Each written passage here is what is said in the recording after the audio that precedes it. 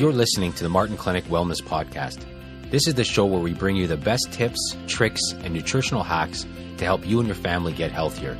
You will also hear what works and doesn't work, so you don't have to waste your time and money. All right, let's get started.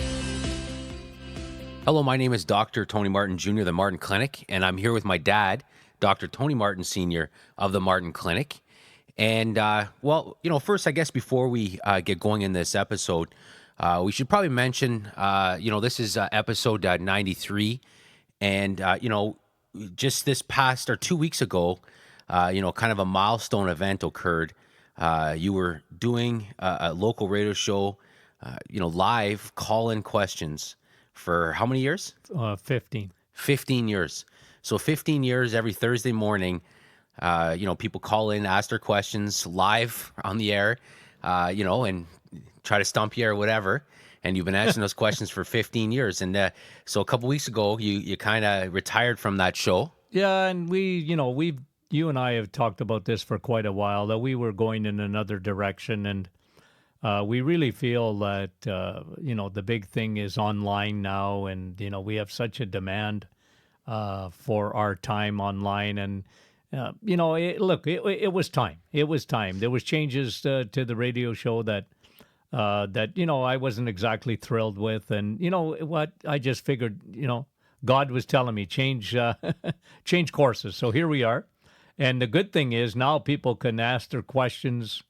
We're going to do a lot of stuff, right? That will be really interesting to the folks. We're going to keep you updated. Well, and that's the thing, because, one of the things that people liked was the ability to call in and ask your questions. Now, we answer questions every day, a lot of questions via email.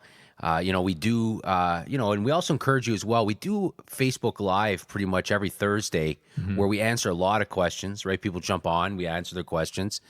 So that's a great way as well. And if you have questions or topics that you'd like us to cover in these podcasts, you can also email us them at info@martinclinic.com. Yeah, take advantage of that. And, we promise we're going to answer your questions. So keep them coming. We do get a lot of questions, by the way. And, I think, I always say that the term teacher, doctor means teacher. And I think what's happened in medicine in general is that people have gotten away now. Doctors have gotten away from teaching their patients. Well, and right? I think one of the things that is happening more now than ever is that there's so much knowledge available at our fingertips. And one of the problems is that there's so much confusion as well, because if you just go by press releases and you go by, everything seems to contradict itself. It literally, very confusing for a lot of people. I mean, there are studies that literally show everything causes cancer, right? So you get, there's a media release that shows that, meat causes cancer, and then people get worried, and then bacon causes cancer, people get worried. And, so there's a lot of misinformation out there, or a lot of poor headlines.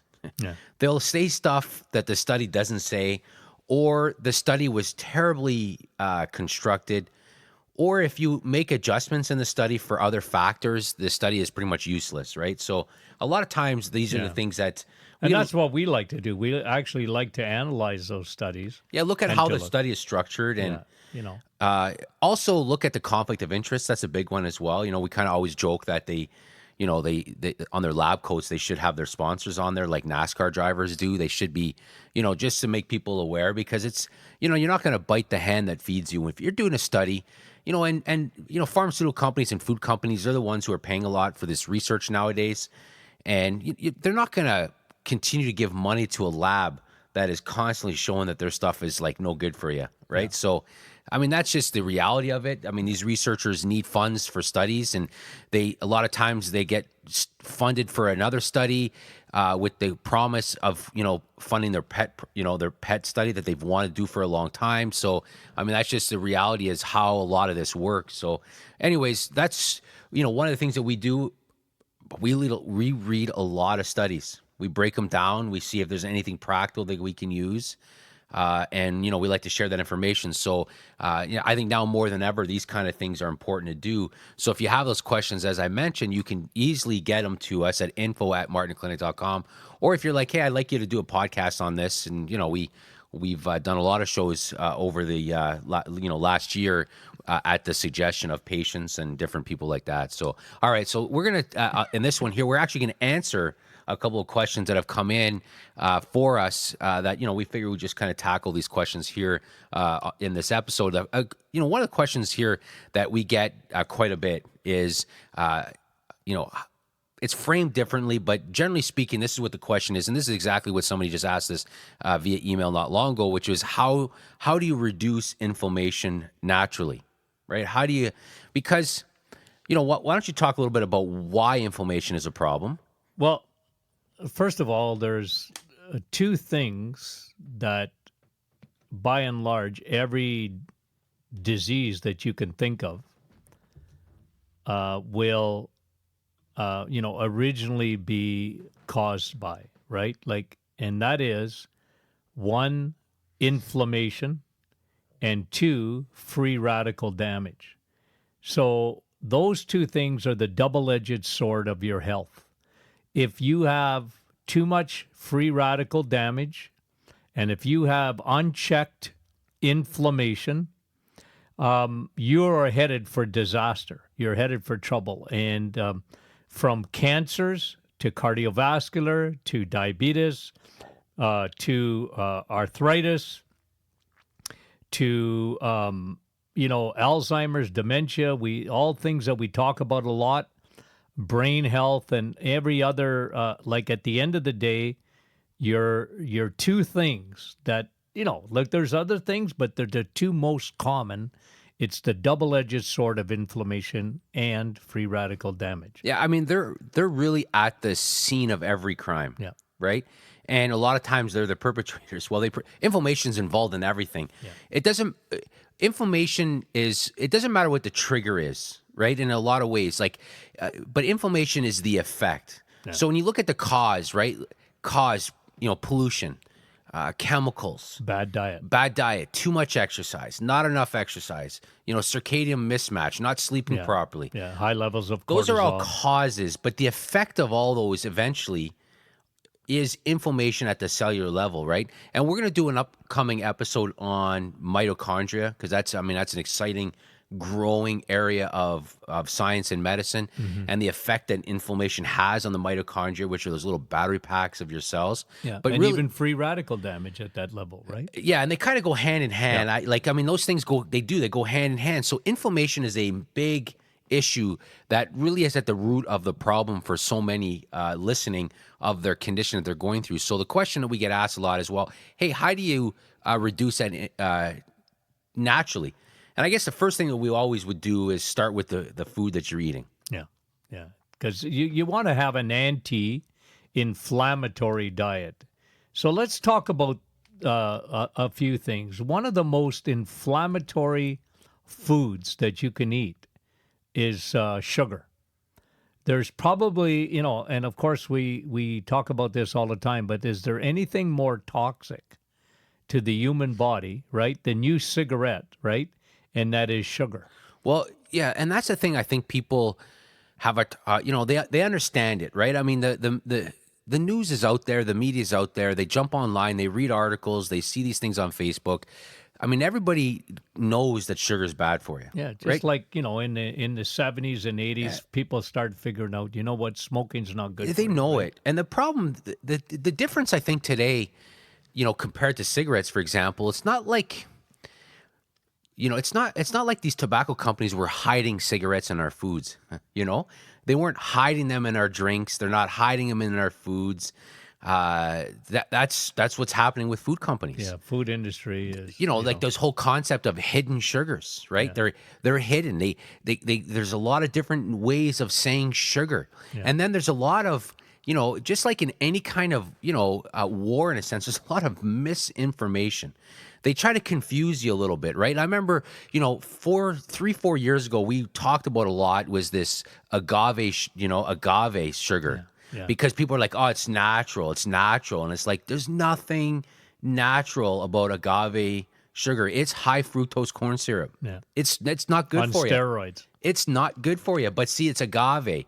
And then, we talk a lot about if you are going to sweeten, we talk about things like honey or maple syrup, but at the end of the day, They're still sugars. There's still sugars, and If you're still diabetic, spike your insulin. And we get this question a lot too from diabetics. You know, they'll start off their question by saying, "Hey, I'm a diabetic, and I'm trying to cut out sugar, so I want, should I use honey?" Well, the problem is if you're diabetic, honey is going to give you the same issues that sugar is going to give you. Yeah. It's still going to cause rapid issues in your blood sugar. You don't need it, so cut it out. Yeah, so, there's a lot of information. You got food companies that are hiding these things in our foods, and they're fighting the labeling. They're trying to fight all this, right? They're making it confusing on a label. Well, it's hard to know how much sugar is in something. 4 grams, what does that even mean? 8 grams. We don't think in grams. We don't think in, we don't think that way. So they'll say, well, this thing has, for example, we're recording this episode here in April, and, Starbucks has a new drink out for a week, and it's like a unicorn frappuccino. Oh, yes, I saw that. 80 grams of sugar. Okay, so that is... Well, divided by 4. Divided by 4. I'm not good at math. I mean, I didn't get here because of my math skills. Yeah. That's a lot of teaspoons of sugar. That's right? 20 teaspoons. I mean, there's 4. Think about that for a second. Take a glass, go to your counter, go into your spice rack or whatever, take out a teaspoon and count 20 of those things and put them in there, fill with water. That's what you're drinking. But they put 80 grams. Now, I mean, 80 still sounds...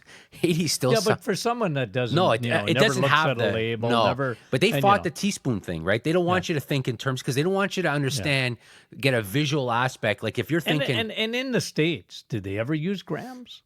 No, but they do in sugar, right? They want... It's a misinformation. It's hard exactly. At least us Canadians, we're a little bit more used to grams and, milligrams and stuff like that. But in the United States, it's there to fool. Like you say, it's all these hidden sugar. And folks, at the end of the day, and I tell my patients this, I was saying to a few patients this morning even that, look, if you do nothing else, if you just cut back and cut way back on your sugar content, read labels, it will make an enormous difference in inflammation and free radical damage. It's not everything, but it's almost, it's the greatest thing you will do. It's a great start. It's a foundational thing. And I know we repeat ourselves and repeat, but it's repeat and rinse, right? Rinse and repeat, because, repetition, I want people to understand that, your big issue when it comes to your diet is you got to get rid of those sugars and those crappy carbs. So, they will make, that's the anti-inflammatory. So if they talk, and that's a good thing, right? The first thing we always talk about when it comes to inflammation is obviously food, is diet. So, the first thing you mentioned, cut out sugar. Obviously, when it comes to inflammation, there's so much research on this as well. Well, look, vegetable oils. Vegetable oil. I was just going to say it because I knew you were going to say it. Vegetable oils, vegetable oils really, the reason why we consume so many of these vegetable oils is, one, again, food industries tried to fool you by saying that they were healthy, right? How can a vegetable oil not be healthy? Exactly. It sounds healthy. It sounds so healthy, right? Until you find out how they make it. Corn oil and safflower and all these oils they don't have oils in the first place. It's a funny thing. It's like, it's like the comedian. I always kind of chuckle at this. He's like, somebody was grabbing a glass of milk and he'd take a drink. He goes, "What is this?" And the kid's like, "It's almond milk." And he's like, I didn't even know almonds have milk. It's like where did almonds get their milk from, right? I mean, how do you milk an almond? I don't know. But it's the same thing with vegetable oils. It's like they sound healthy. And then you had dietitians forever, right? Lower fat canola oil, like it's a superfood. And then you're finding out that that's not the case. Yeah. But these things do cause a lot of inflammation. But again, they are found in processed carbohydrates. Yeah. When you buy a packaged carbohydrates, they are always prepared using a vegetable oil. Yeah. I mean, they're just so the consumption of those things causes free radical damage, because of the ratio, right? A lot of inflammation, and what were you saying recently? I think it was in a newsletter. What is the ratio now up to? Well, now it's funny. I just saw something recently again. That, at one point when I wrote those newsletters, it was like 17-1. So of consumption of omega-6 to omega-3. Now, omega-6 are vegetable oils, and we consume too many omega-6 fatty acids in our diet, way too many. we don't get enough omega-3s. So there's something that there's a ratio that's important. For every, let's just say, gram again of, omega-6, you should get, 1-to-1, as close as you can to 1-to-1 of omega-3. But the problem is people were consuming 17 times more omega-6 because of all the processed foods. Yeah. And this was creating autoimmune disorders. This is creating inflammation like crazy. But, I read something recently, for a lot of the average person, it's up to like 22 times more. Yeah. So, I mean, if you were to do nothing else for inflammation and cut out sugar and cut out processed carbs because of the vegetable oil, that is probably the best anti-inflammatory diet there. Big time.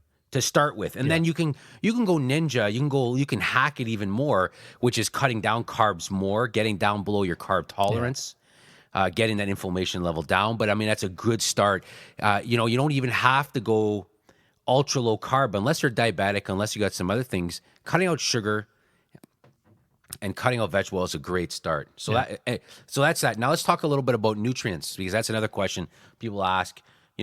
Let's just say they got the diet down there, they cut those things down. What do you recommend nutrient-wise? Well, obviously omega-3, right? I don't know if there's anything that will cut your inflammation down more than omega-3, that ratio that we talked about.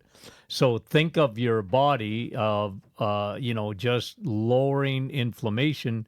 Think of all your good oils, right? Your fish oil, your coconut oil, right? And you know what, folks, listen, I'm going to say it to you, and I want you to understand that one thing that's very anti-inflammatory is butter. And, because it's a good saturated fat, you need it in your body. Your body doesn't work properly without, getting enough saturated fat in your diet. People think of butter and eggs and stuff like that has some really good saturated fat. They've gotten a bad rap because fat makes me fat and fat is going to give me cholesterol. But no, folks, the bad fats, like we were talking about the omega-6s, but remember the crappy carbs and those are the kind of things that give you bad cholesterol and give you bad triglycerides and give you fatty liver. But the anti-inflammatory diet is the things that that actually are quite good for you. The getting back to basics, like berries are very anti-inflammatory. They really are. And vegetables are eating vegetables. God didn't want us to drink them; He wants us to eat them. And be careful of juices, because those are, again, so full of sugar. Well, I think one of the issues with juicing, and we get this question a lot, and, it's not that we're against juicing by any means. I mean, not at all, right? I mean, we for a lot of times we like it, but sometimes you end up consuming too much, in a sense. Like, if you think of how much goes into a juice, and, for sometimes we think, well, if a little bit's good, a lot has to be really good. But, like I said, there are some tremendous advantages of juicing. Well, especially your greens and, that kind of thing that are not too sweet. And that brings up a great point, right? Yeah. I mean, like, there's a big difference between a vegetable juice versus a fruit juice. Mm-hmm. Especially when the fiber's been pulled out of stuff, then you're just, I mean, it's just... And there are research showing the effect that different things have on blood sugar levels. There's one that we're going to do in an upcoming podcast that was really interesting, looking at consuming of like applesauce versus juices versus just the effect it had on the blood sugar, and some of it's surprising. So we'll look at that. But that's a great point. So your spices are very anti-inflammatory. Yeah, turmeric. We love curcumin turmeric. I mean, that stuff is just amazing. It's good for the brain, immune system. Yeah. So and in foods, always eat those peppers. The darker the colors, they're very anti-inflammatory. Your green and red peppers, and those are tremendous anti-inflammatory. You know what's a tremendous anti-inflammatory is celery. Celery is tremendous. There's a lot of research out there that is showing that it's every good as good or even better than cherries, for gout, uric acid, which is an inflammatory process. And how do you get it? Yeah, How do you get exactly. uric acid? It's Too much sugar. insulin. Too much much sugar. insulin. It's a disorder of insulin resistance. Yeah, I was reading some of the research on celery, and it is celery is one of those things that people either like it or they don't. Yeah. Celery. Well, they look at it and it's almost and it's just like I'm eating green water. Yeah, right? and it's a lot of water in it, but it actually has a very good compound that is very, very effective. Well, and it's like broccoli breaking. and the other compounds in broccoli. Yeah. There's some really good anti-inflammatory stuff in broccoli as well. So I mean, at the end of the day, again, eat good, eat real whole foods. Yeah. You can control a lot of inflammatory stuff by cutting out sugar, cutting out the processed vegetable oils. No question. Like you mentioned, DHA. You also mentioned stuff like curcumin and turmeric. Yeah. And also flaxseed, very good, very, very. And one of the things you mentioned earlier in the podcast, because inflammation and free radical damage go hand in hand. If you have free radical damage, it's going to cause inflammation. So controlling that, which is again why you mentioned those berries and all those kind of things. Now in our in our clinic, we obviously we use Navitol, which is a very strong, very potent. Phenomenal. Well, it's an anti-inflammatory, and we use it for everything. There's probably not an antioxidant in the world as strong as that. So we really like that as well. So I mean, there are some stuff you can do naturally, but at the beginning, always look at your diet, right? Always kind of look at your diet and say, okay, one of the things that we're always amazed about, and just as we wrap up this episode here, is how people are always amazed the effect that doing this has on their inflammation. Yeah. How much less they're sore, how they recover better from stuff. Yeah. It is amazing what happens when, you remove those inflammatory stuff from your foods. So there are a lot of people here that even have joint pain and stuff like that because of the inflammation. They have no idea that it's connected to their food, but I show them, we look at all sorts of, inflammatory conditions, of course, in the office. And guess what? We cut the sugars out. We get them on very, very high omega-3. We get them on probiotics and that. And it's amazing and that's another how much thing better they get. We kind of talk, if you go back a few episodes, we did a great podcast. I thought we got a lot of tremendous feedback on it, on 2 surprising causes of joint pain. And, one was insulin and, the other one was digestion. And, if you have joint pain and stuff like that, go back and listen to that episode because it answers a lot of the questions. Mm-hmm. All right. Well, we want to thank you for joining us today on this episode. Again, if you do have questions, you can, email them to us at info@martinclinic.com. You can hit us up on Facebook. Check out our Facebook Lives as well. And if you're not a subscriber to our newsletters, I mean, we share a ton of valuable information in there as well. So we encourage you to do that. You can sign up at martinclinic.com. Again, thank you for listening and have a great day.